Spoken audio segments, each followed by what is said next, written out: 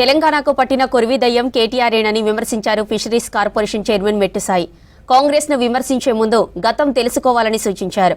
10 ఏళ్లు ప్రజలు పీడించి రక్తం తాగింది మీరు కాదా అని మెట్టుసాయి అన్నారు. ఇదే కాంగ్రెస్ పార్టీ నుంచి పుట్టిందే మీ నాయన కల్లకుంట్ల చంద్రశేఖరరావు గారు. సిగ్గు శరం లేకుండా మాట్లాడుతుంటే కల్లకుంట్ల తారక రామారావు గారు, మీ నాయన కల్లకుంట్ల చంద్రశేఖరరావు గారు ఇదే కాంగ్రెస్ పార్టీ నుంచి యువజన కాంగ్రెస్ నాయకునిగా పుట్టిండు. అది తెలుసుకోముందు తెలంగాణకు శకుని ఎవరున్నారంటే అది కేటీఆర్ మాత్రమే.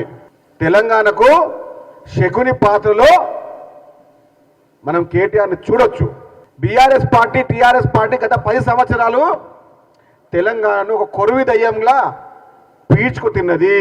మర్చిపోయారా కల్లకుంట్ల తారక రామారావు గారు?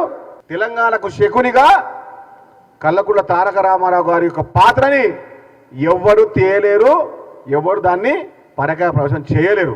శకుని పాత్రని తెలంగాణ రాష్ట్రంలో 100కు 100% న్యాయం చేస్తుంది ఎవరంటే కల్లకుంట్ల తారక రామ గారు మాత్రమే. తెలంగాణను 10 సంవత్సరాలు కొరివి దయ్యంగా పీచుకు తిని ఇప్పుడు పదవి పోయింది కదా అని చెప్పి చిల్లర మల్లరగా అహంకారంతో మాట్లాడుతున్నారా?